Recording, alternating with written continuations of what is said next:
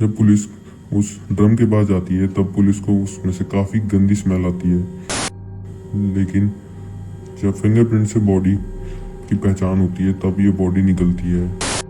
अगर पुलिस उस दिन अनजाने में हिरोशी से पूछती ही नहीं, क्योंकि अपनी पार्ट टाइम जॉब से साइकिल पे आ रही थी, लात मारकर साइकिल से नीचे गिरा देता है। वो बोलता है कि रात काफ़ी है तो कहीं वो तुम पे दोबारा हमला न करे, चलो मैं तुम्हें तुम्हारे घर छोड़ देता हूँ। अब हिरोशी को एक खाली गोडाउन में लेके जाता है। 44 दिन नर्क केस शुरू हो जाते हैं। 12-12 लोगों के साथ इंटीमेट करवाते थे। पहले ही 7 दिनों में 100 से भी ज़्यादा बार रेप हो चुका था।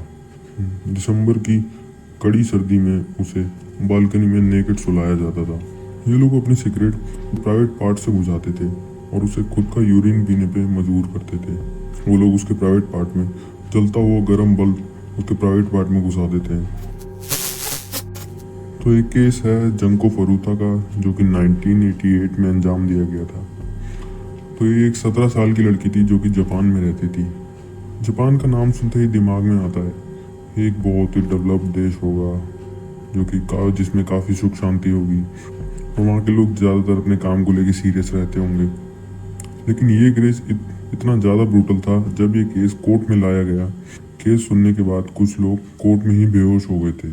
तो केस शुरू होता है जापान की राजधानी टोक्यो से। जापान की पुलिस जब टोक्यो से कुछ दूर अयास नाम की एक जगह से 2 लड़कों को, एक 19 साल की लड़की के साथ रेप केस और 34 साल की औरत और उसके बेटे के मर्डर केस में अरेस्ट करती है, तब पता लगता है कि दोनों वो लड़के याकुजा गैंग के जूनियर मेंबर थे, जो कि पहले भी छोटे मोटे केसेस में अरेस्ट हो चुके थे।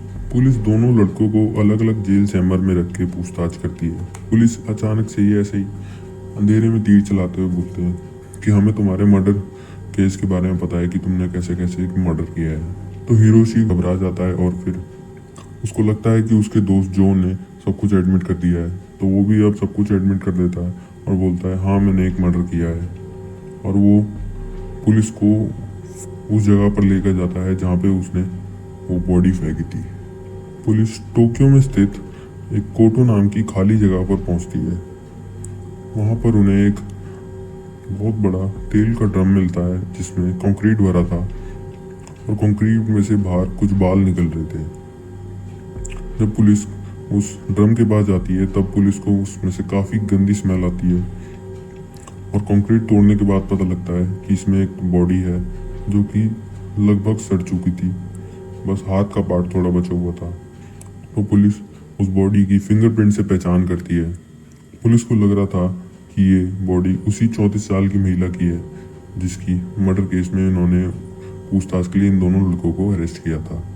लेकिन जब फिंगरप्रिंट से बॉडी की पहचान होती है तब ये बॉडी निकलती है जंको फरूता की।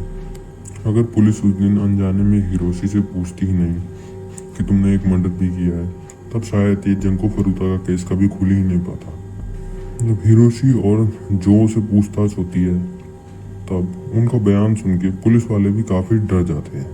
दोनों बताते हैं कि जंको फरूता एक काफ़ी सुंदर 17 साल की लड़की थी जो कि उन्हीं के हाई स्कूल में पढ़ती थी। वो पढ़ने में काफ़ी अच्छी थी और नशे या पार्टी करने वाले लोगों से काफ़ी दूर रहती थी।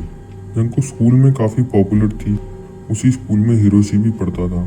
जंको को काफ़ी चाहता था। एक दिन जब हिरोशी ने जंको को डेट के लिए पूछा तब जंको ने साफ इनकार कर दिया, क्योंकि उसे पता था हिरोशी कैसा लड़का है और वो नशे वशे भी करता था। जंको के मना करने पर हिरोशी की ईगो हर्ट हो गई और उसने मन ही मन जंको से बदला लेने का ठान ली। एक रात हिरोशी अपने दोस्त नोबुहारो मिनातो के साथ मोपेड पे घूम रहा था। वो अपने दोस्तों के साथ रात में इसलिए घूमता था ताकि वो कोई उसे मिल जाए और वो उसको डरा धमका के हथियार दिखा के उससे पैसे लूट ले, या फिर उसे कोई लड़की मिल जाए तो वो उसका फ़ायदा उठा सके। वो लोग अपने इसी शिकार के चक्कर में इधर उधर घूम रहे थे। लेकिन तभी हिरोशी जंको को आता देखता है, जो कि अपनी पार्ट टाइम जॉब से साइकिल पे आ रही थी। तब हिरोशी का दोस्त मिनातो मोपेड से जाकर जंको को लात मारकर साइकिल से नीचे गिरा देता है। और वो वहाँ से भाग जाता है। जंको उसका फेस नहीं देख पाती, लेकिन फिर पीछे से हिरोशी आता है और जंको को उठाता है, पूछता है तुम्हें कहीं लगी तो नहीं ना, तुम ठीक तो हो? वो बोलता है कि रात काफ़ी है, तो कहीं वो तुम पे दोबारा हमला न करे, चलो मैं तुम्हें तुम्हारे घर छोड़ देता हूँ। जंको हिरोशी को पहले से ही जानती थी, इसलिए वो उसके साथ चल देती है। अब हिरोशी जंको को एक खाली गोडाउन में लेके जाता है और उसे सब बताता है कि जिसने तुम्हें गिराया वो मेरा ही दोस्त था और मैं याकुजा गैंग का मेंबर हूँ। अगर उसने भागने या चिल्लाने की कोशिश करी तो वो उसे जान से मार देगा। तो जंको काफ़ी डर जाती है। फिर इसी गोडाउन में हिरोशी जंको का रेप कर देता है। यहाँ से जंको के 44 दिन नर्क के शुरू हो जाते हैं।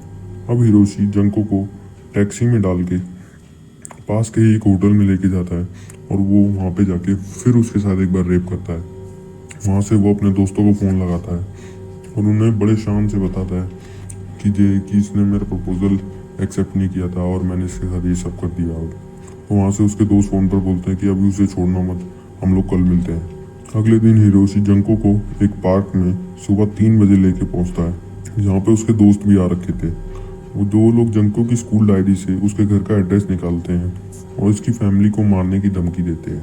वो कहते हैं अगर वो किसी को भी बताएगी या फिर भागने की कोशिश करेगी तो उसके गैंग के मेंबर उसकी पूरी फैमिली को मार देंगे। फिर वो लोग पार्क से जंको को हिरोशी के दोस्त मिनातो के घर लेके जाते हैं। मिनातो वहाँ पे अपने पेरेंट्स के साथ रहता था। उसके पेरेंट्स काम के सिलसिले में अक्सर बाहर रहा करते थे, तो मिनातो ज़्यादातर घर पर अकेला ही होता था ना। मिनातो के घर पहुंचकर वो चारों मिलकर जंको के साथ गैंग रेप करते हैं। अब जंको के पेरेंट्स काफ़ी परेशान हो चुके थे क्योंकि उसको 2 दिन हो चुके थे, लेकिन जंको वापस घर नहीं आई थी। वो लोग पुलिस कंप्लेंट कर देते हैं।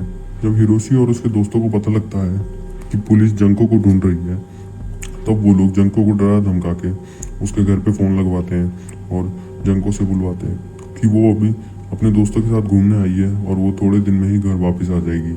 और फिर जंको बोलते हैं कि आप लोगों को डरने की ज़रूरत नहीं है और आप लोग कंप्लेंट वापसी ले लो। अब जंको की आवाज़ सुनकर उसके पेरेंट्स को काफ़ी तसल्ली मिलती है और वो लोग कंप्लेंट भी वापसी ले लेते हैं।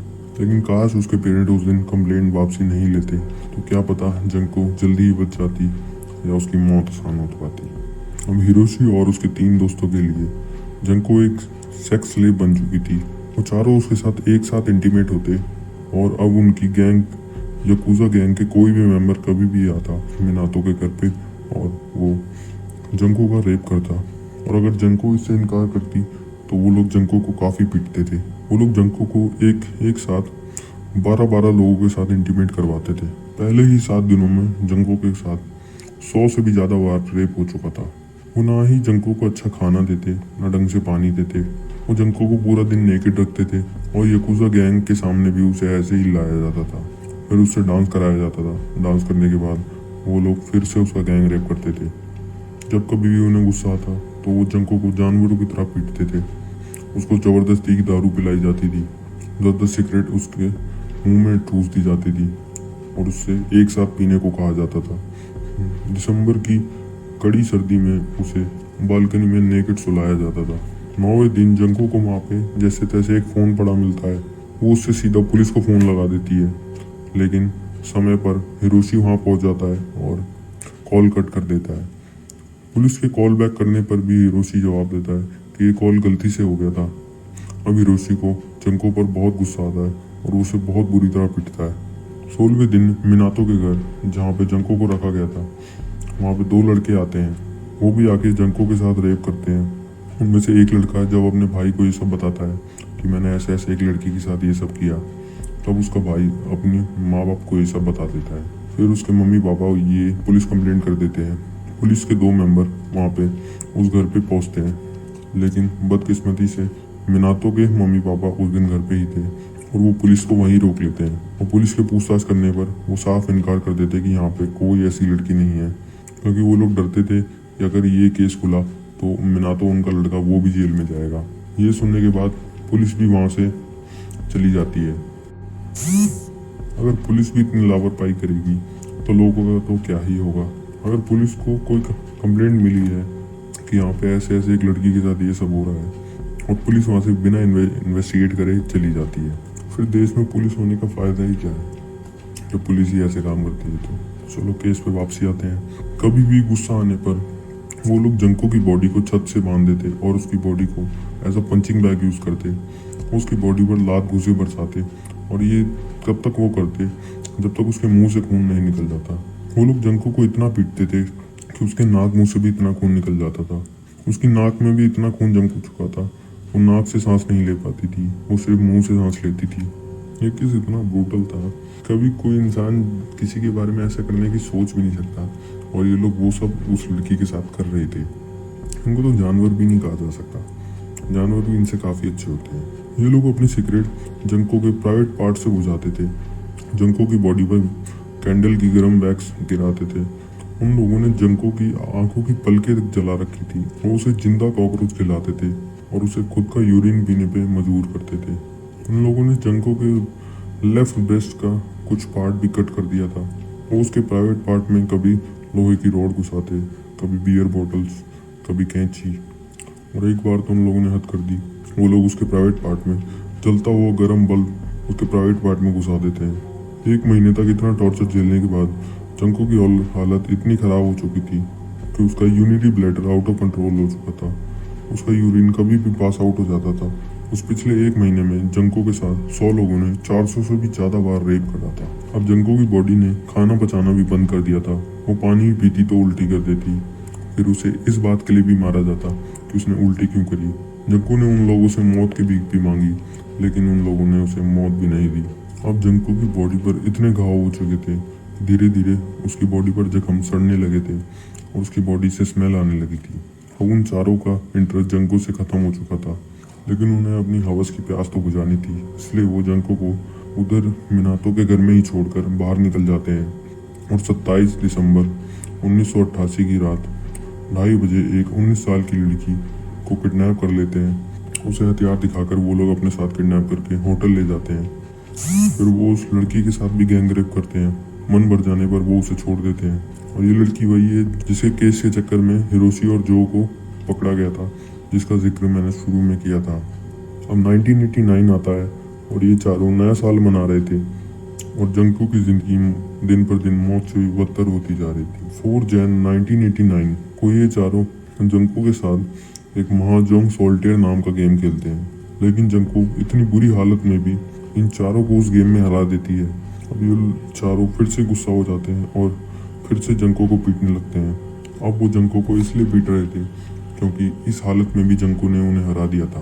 उन लोगों को इतना गुस्सा आता है कि वो जंको को ज़मीन पर लिटाकर उसकी बॉडी पर लोहे के डंबल गिराने लगते हैं, कभी उसके हाथ पर, कभी पैर पर, कभी सिर पर। और हिरोशी अब लाइटर का तेल निकालकर उसकी बॉडी पर गिराने लगता है और वो उसे धीरे धीरे जलाने लगता है। अब वो लोग जंको को पीट तो रहे थे, लेकिन उसकी बॉडी बिल्कुल रिएक्ट नहीं कर रही थी। जंको की बॉडी का कोई भी हिस्सा नहीं बचा था जहाँ ब्रूटैलिटी न की गई हो।